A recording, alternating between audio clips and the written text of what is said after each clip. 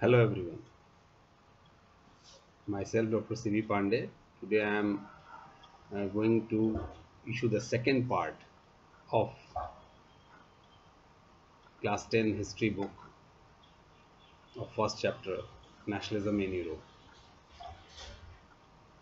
Uh, in this part we will discuss about the making of nationalism in Europe, how it happened. If you look towards the map of Europe, you will find that there was no concept of modern nation state by the mid of the 18th century. There was no nation state, and whosoever the state, especially in Europe, like Germany, Italy, Switzerland, they were divided into kingdoms.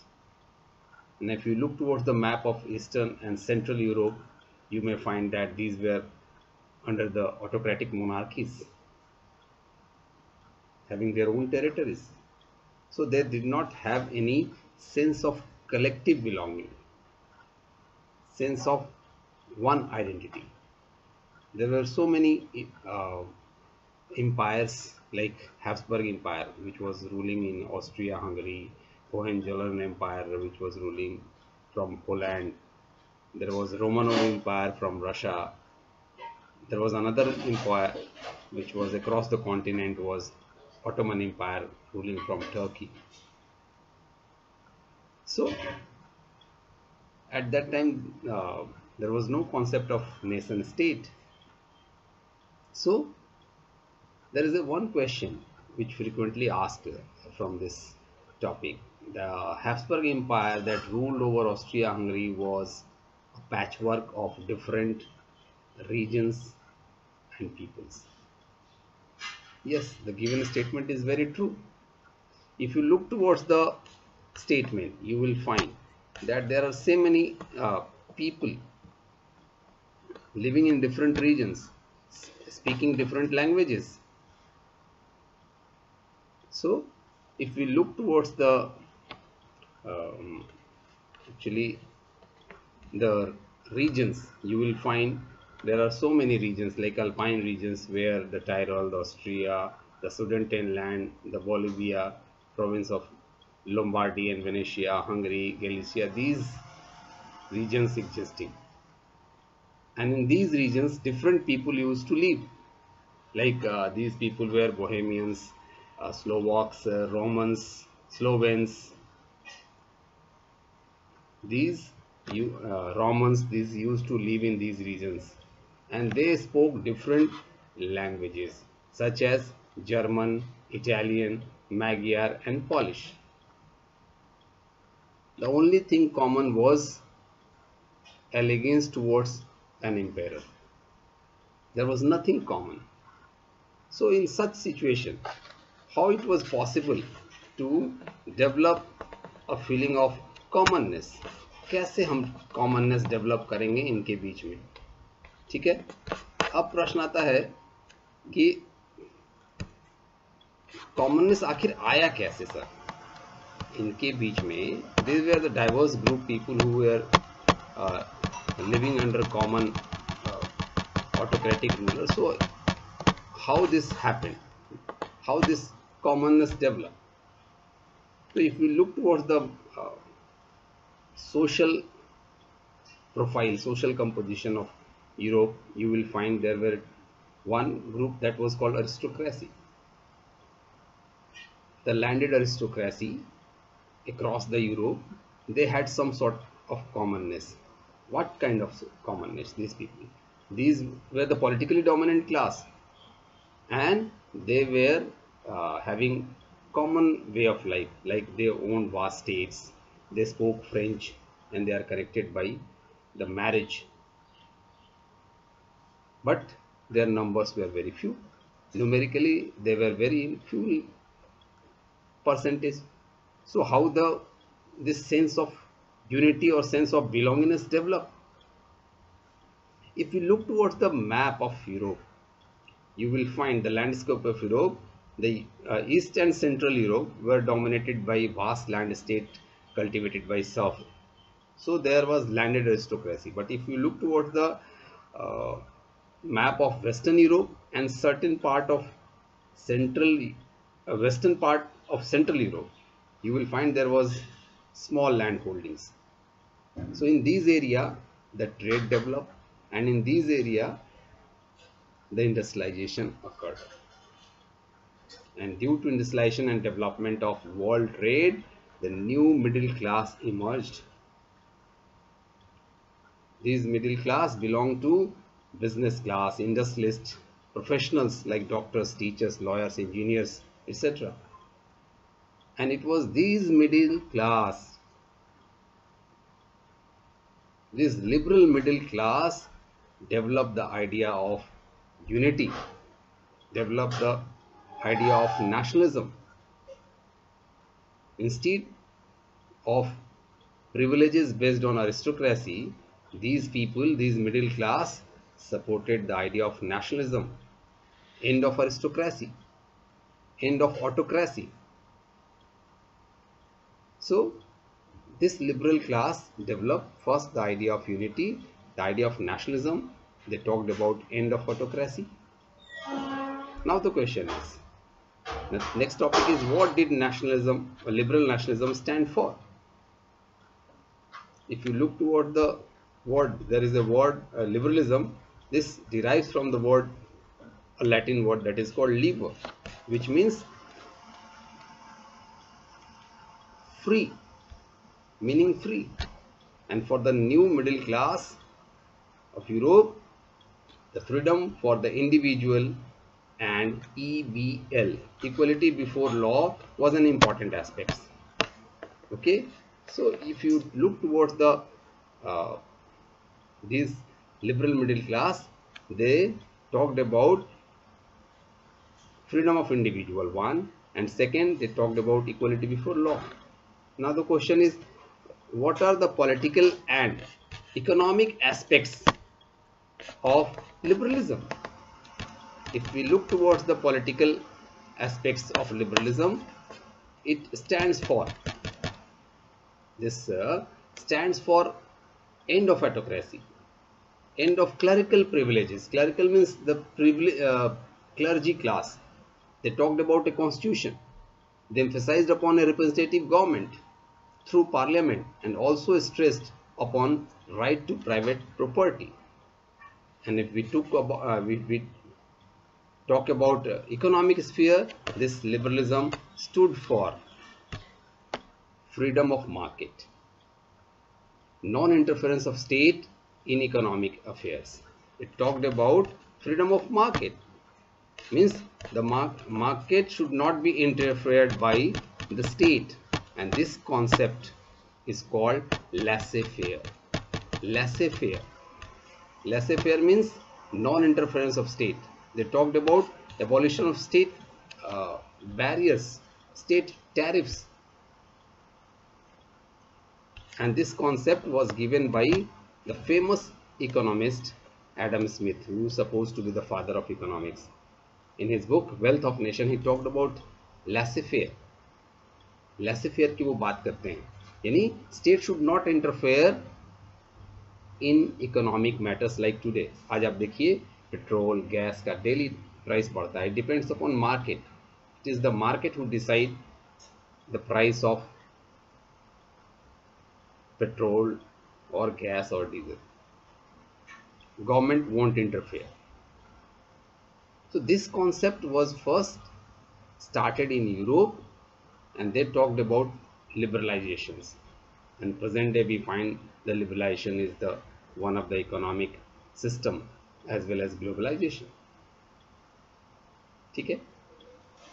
अब इस जब economic sphere की बात करते हैं, लैसे fair की, तो यहाँ एक एग्जांपल आता है जर्मनी का. हमने पिछले लेक्चर में पढ़ा था कि Germany was a vast state and it was divided into more than 300 state. It was Napoleon who reduced the number of state from over 300 to 39. So there was some sort of administrative or political unity to some extent, and it instigated the feeling of nationalism in people of German speaking, but there was no unity at that time.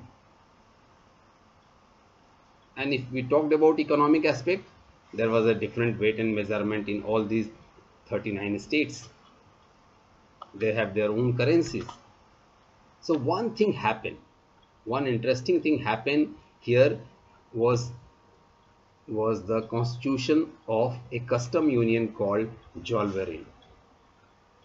There was a one major state in Germany, that was Prussia. On her initiative, this Zollverein custom union was founded in 1834, and later it was joined by most of the states. And this custom union, it abolished the tariff barriers and reduced the number of currencies over 30 to 2, and paved the way of economic nationalism. It brought economic unification of Germany. So this a new wave of economic nationalism strengthened the wider nationalist sentiments growing at that time, whether it is in Germany or Europe. If we talked about liberalism, the opposite side of liberalism is conservatism.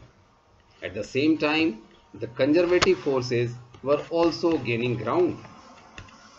These forces, they does not want to give way to popularly growing liberalism. So now what is conservatism? As its name, conservatives believe that the established and traditional institution of state and society, like the ruling system, the church, the hierarchy, social hierarchy, the property and the family should be preserved. It should be preserved. They should be not changed, which was changed by Napoleon.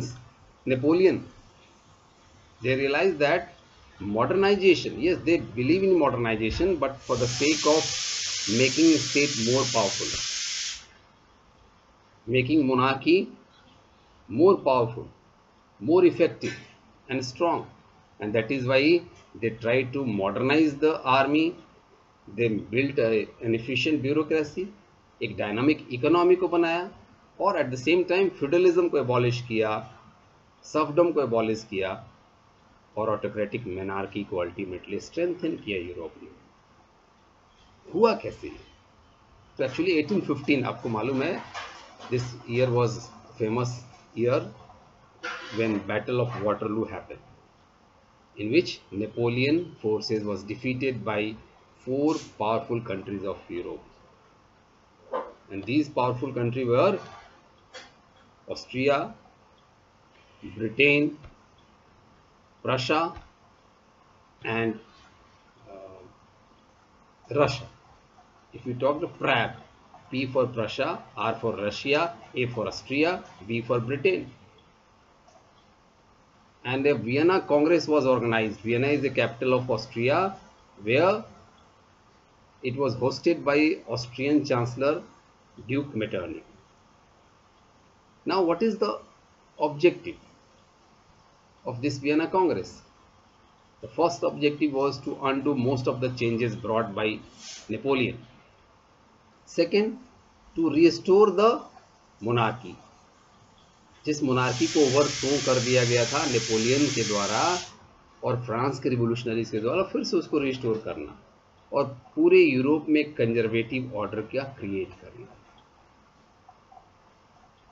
So these 4 representative of these 4 countries, they sit together and they made some they signed treaty, and that treaty is called Treaty of Vienna. Actually, the features of this treaty you have to remember. आपको कुछ याद करके रखना है इस treaty के features को. जैसे पहला था कि जो बॉर्बन डायनेस्टी, उसको रिस्टोर कर दिया गया फ्रांस में, और फ्रांस ने जितने भी टेरिटरीज जीते थे वो सब हार गए, सब लूज किया. And France was encircled by enemy state, enemy these 4 states. They got territory around the France to prevent the further expansion of France. France आगे फिर बढ़े नहीं, इसके लिए इन लोगों ने ये ध्यान दिया कि आगे से फ्रांस ये इधर ना जाए. ठीक है. अब अब प्रश्न आता है इधर में आपको कि आगे फिर क्या, जैसे किंगडम ऑफ नीदरलैंड, इसको बेल्जियम को उसको दे दिया गया और इसके नॉर्थ में कर दिया गया। उसी तरह से प्रशा, उसी तरह से रशा, they all get territories around the France so that France unable to expand in future. If any revolutionaries try to expand, it won't happen. Yeah, this was the purpose. Now the next question is actually just the Vienna Congress who tried to create an order. What was the feature of that order, that conservative order created by Vienna Congress? 3 points. First, this conservative regimes जो कि 1815 में setup हुआ था, that was autocratic in nature, one. Second, this conservative order they did not tolerate criticism, कोई criticism नहीं, कोई decent नहीं, मैंने असहमति, और जिन लोगों ने भी क्वेश्चन किया उनके लेजिटिमेसी को, हम नहीं मानते हैं, they were curb, they impose censorship those on those newspaper, books or plays or songs that reflect the idea of liberty and fraternity. So this was the order they tried to create. Now the next question, अब आता है इसके बाद कि फिर इसके बाद क्या हुआ। तो अगर हम उसके बाद नेक्स्ट पेज में बात करते हैं, यहाँ देखिएगा आप कि एक चीज आती है कि भाई मेटरनिक, अगर रिवोल्यूशनरीज की बात करें तो नेक्स्ट टॉपिक है रिवोल्यूशनरीज का। तो अगर कंजर्वेटिव ऑर्डर आया तो इट डजंट मीन कि बाकी लोग डर के भाग गए होंगे, ऐसा नहीं, इतना आसान नहीं था कि दबा दिया जाना वो लिबरल आइडियाज को। Some of the people who were revolutionaries they went underground and they continued the opposition to the conservative order, the monarchical system developed by Vienna Congress. So these revolutionaries, they opposed monarchical forms that had been established by Vienna Congress. They worked upon to fight for liberty and freedom, which was censured by Vienna Congress. And most of these revolutionaries also saw that creation of nation state is a necessary part of this freedom struggle. And that is why the formulator of Vienna Congress, Metternich, was afraid of these people, and one of the most important revolutionary of that time was Mazzini. Mazzini was the famous Italian revolutionary who was a member of a society, Carbonari Society, revolutionary society थी Europe की, Carbonari उसके member थे, and this man, he himself founded 2 more revolutionary organization, and that was Young Italy and Young Europe. And he believed that, Mazzini believed that God had intended nations to be a natural unit of mankind, जबरदस्ती empire नहीं, natural unit of mankind, whether one should have some commonness on the basis of language, culture, heritage. So he talked that Italy should be united into a single state under unified group of republics within a wider alliance. Republics means other states should be also republic. There should be no monarchy system. And he continuously, relentlessly opposed the monarchy.